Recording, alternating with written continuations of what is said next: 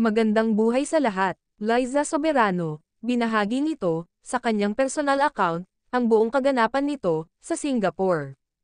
Ang malaking event, na dinaluhan nito, ang Chanel Cruise Show.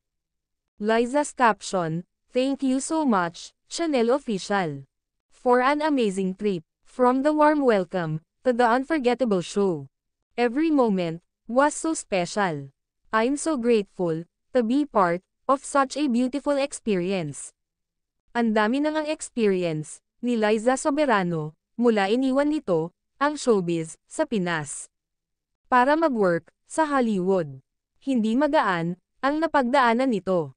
Pero ramdam mo sa kanya, na masaya siya, sa kanyang ginagawa. At yung tiyaga nito, ay kabi-kabilaan na din, ang blessings, na natatanggap, ng dalaga.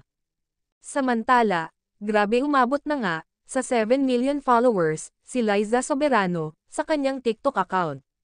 At yung latest nitong video, ay umabot na, ng more than, 14 million views. Kaya yung mga nagsasabi, na laos na ang dalaga. Maling-mali talaga kayo. Kahit di man siya active ngayon, si Liza Soberano, sa mga television. Na nakasanayan natin, pero mas nakikilala siya, internationally. You're the one that never lets me sleep.